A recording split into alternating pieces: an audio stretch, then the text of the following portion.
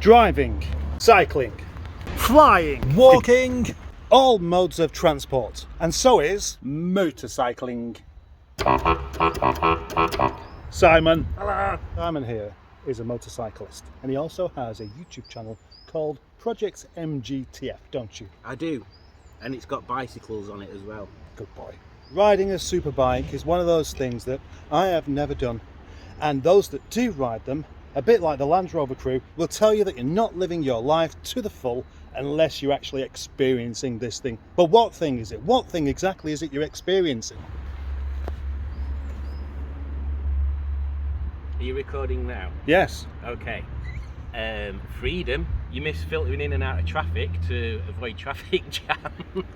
You're missing doing 0 to 60 in about 5 seconds. Freedom is all important, isn't it? Yeah. Freedom to have to get dressed up in leather and It a is helmet true. so you can go anywhere. That's in it. this lovely sunny hot day with your balls sweating like like a bag of bananas that's been left on the windowsill. Like yesterday's bananas. Yeah, and you think that's freedom, do you? Yes. Do you? Yes. Do you? The alternative is to not wear all this gear, but when you do fall off, it's going to hurt a bit more, isn't it? Yeah. And so, as Simon's just said, that what you could have is armoured jeans and armoured, what else? Jackets. Armoured you can jackets. Get back protectors that are separate, so you can wear hoodies over your armour. Yeah, still a lot of stuff to carry around with you though, isn't it? It is, yeah. Yeah, and when you get off your bike and you walk into the shop, how does it feel?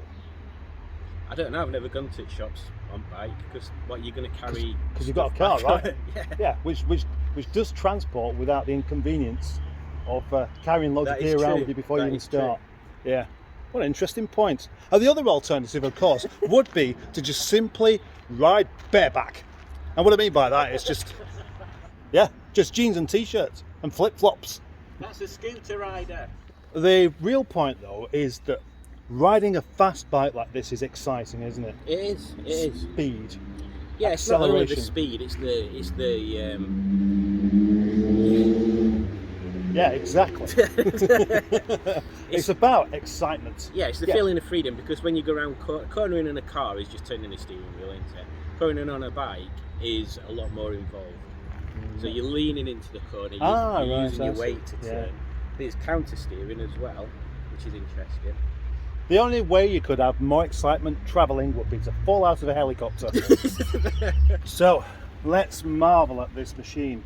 It is, well, it's black with yellow bits all over it. And it's a Honda. I know it's a Honda because it says so on the fuel tank. I know it's a fuel tank. We've got fairing, we've got two wheels, we've got brakes, a big exhaust and a small engine. And a seat. Oh, it's just one seat as well, isn't it? It's 2 seats, but it's got a cover on that one. All right.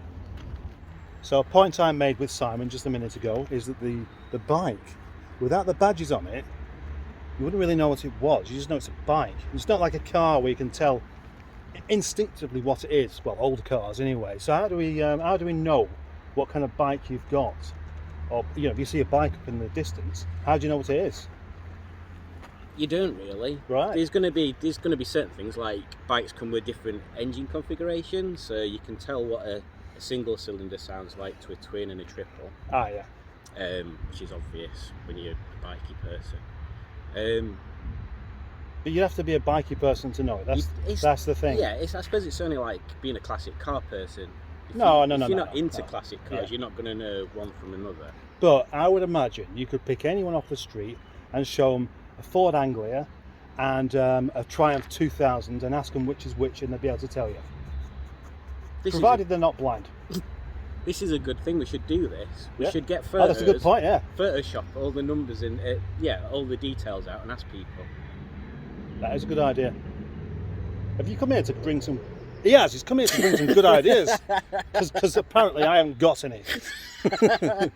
So, Honda CBR 600. How many horsepowers? Horse. About 103-ish. 103, which is the same as a Rover 25 K series. It is. So I reckon it might be a bit quicker. This sounds a lot nicer than a Rover 25K series there. Right, so there we have a Black Widow exhaust. Now, I don't know if that's just a sticker or whether that's actually what it's called. We have a camera there so you can film your exhaust whilst you're riding. We also have lots of shiny bits and the badge in there to tell you that it's a CBR and that it is actually a Honda.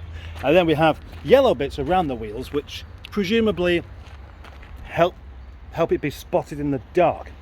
Then we have some Chinese writing on there, which probably says your mother is an Egypt, and the yellow edition of Homer Simpson. And a normal size number plate. It is normal. It is almost normal, isn't it? That's not an illegal plate, that. No, that's What's a normal size. How come you've not got an illegal plate on it? You can't stand it. Well, what are you doing? You've got no respect for your bike, man. my bike brethren would be very disappointed in my normal size number plate. From the front, it just looks like an angry bike to me. An angry, one-eyed bike with 2 ears and a face mask on. I don't know. It does look like one of those face shield things. And I suppose effectively, that's what it is, isn't it? Right, it's Japanese, isn't it? They're used to that sort of thing. Oh, good point, yeah. It's customary to bring along a vehicle and give it a good old mustard to take out for a little spin. Not only do I not want to ride it, I haven't got a bike licence, and it wouldn't be a good idea, would it? Do you reckon I'd fall off it if I actually had a go? Yeah. Right. Confidence. So I'm not allowed to ride it, and that means that there's nowhere for me. Well, I mean, it doesn't have any passenger seats, does it? The door shut sounds are useless, and apparently there's a seat under that cover there where the pillion can actually sit. But one thing that's always got me about this is that it's okay when you see a man and a lady on the back that's got tight pants on, okay, but when you've got a man on the front and then another man on the back, what does he do with his arms? How does he stay on? Well, do you want me to show you? Do I have to hug you? Is that what I have to do? That's the safest way, but right. on this one, the handles are under here. Right. So, the idea is if you sat on the back, you've got your arms behind you basically. Oh, right. Oh no, things come up. So, but when you consider high levels of acceleration and all you're doing is just gripping yourself like that, there's a good chance you're going to get flung off the back? Yeah, pretty much. Yeah. Right. See, what I reckon is, when you see a man riding and a lady on the back with her tight pants, and she's holding on there, that's because they've fallen out. That is a good point. That could be it. Either that, or they're not currently in a relationship. But they will be soon. Well, what, when they fall off? Probably. We spend time in hospital in sort of joining beds. The best time of our lives that was. Tell you what though, having a cover on the back seat like that is kind of equivalent of sticking your mobile phone down on the bus seat beside you. That is true. Now he's decided he's going to start taking his bike apart and do it so I can see what's actually going on. The gubbins inside. Oh, you've got ABS. Yeah, ABS and combined, so if you put back brake on, it puts a bit of front brake on as well for safety. Right. Want me to start it up? Go on then. Whoa, whoa, whoa, whoa, whoa, whoa, whoa, whoa, whoa, whoa, whoa, whoa, whoa.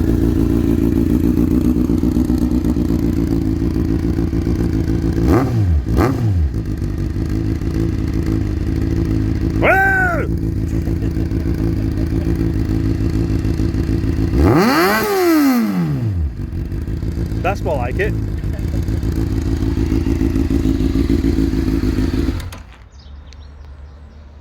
So, do all bikers have beards then? Most of them, yes. And why do you think? Ones. Why do you think that might be? Well, who doesn't like the feel of wind in their beard? And it's the one time you can have a beard and not mess with it. That is true, because your helmet covers your beard up. Well, no, because it's dangerous. You can't play with your beard. I'm going to play with my beard on the way back. No, I wouldn't do that. I am. I'm going to do it. No. You've got plenty of time when you're at home with the missus. Simon's getting ready to go. And in the time that I've eaten a curry, he's got himself dressed. Well, he had his leathers on, his jacket, his special school satchel, his helmet. Don't forget your beard, mate. Now he's got all the hassle of backing it up. Oh God, this is a pain.